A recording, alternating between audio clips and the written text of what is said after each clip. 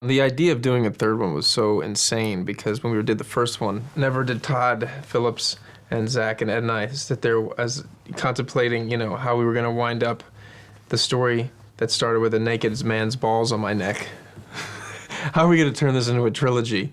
So it was so crazy, the fact that we're making a third one.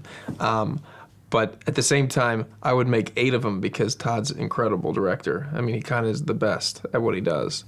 And Zach and Ed are, they're incredible. So for me, it was a no-brainer. In the beginning of 3, you basically are finding these guys in the aftermath of 2, which is Stu is now married, and it is in real time. So that we shot that movie a year or 2 years ago, and it's been 2 years. And Phil has a couple more kids. But Alan he's in dire straits. His father just passed away, and you see that in the beginning of the movie.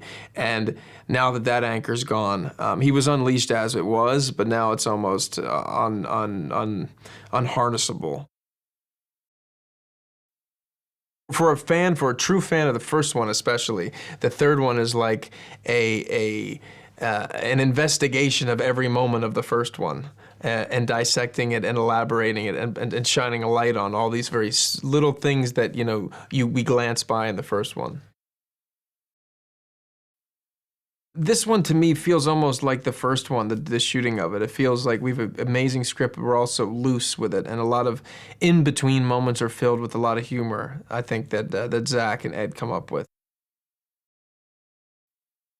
The collaboration is working on such a communal level, more so than the first and second one, which felt very communal. But we definitely, there was always a sharing of jokes and a sharing of ways to do things. But now it's even more. Now it's done without any politeesse at all. I don't know if you've noticed it, but it's almost like, why don't you just do it this way? Or we'll say to each other without saying like, I'm sorry, but what if, now it's just, everybody just says exactly like, do you think, maybe try this? And it's wonderful. I mean, there's just so much love and respect and comfort that it almost feels like we're all telling the story together. And there is no just Alan, or Stu or Phil without Todd, Zach, me, and Ed, which is a very fun thing to be a part of the other characters' work as well. Oh my gosh, yeah, Ken Jeong has a major part of this third movie, and the lovers of Mr. Chow are going to get their fill, and so they should, because in the first 2 movies he was like the most popular character, and people love him, and it's great to see him and Ken get such an opportunity in this one to really just sort of take it to another level.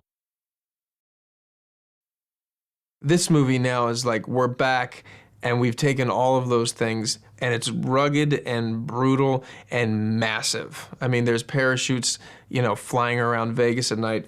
There are huge animals in small automobiles. There are a lot of crazy things going on, and it all is kind of grounded. But the cool thing is, I don't think it ever comes from a place where Todd and Craig Mazin thought, let's outdo the second and first one. It is sort of a self-contained unit of, let's just tell a good story.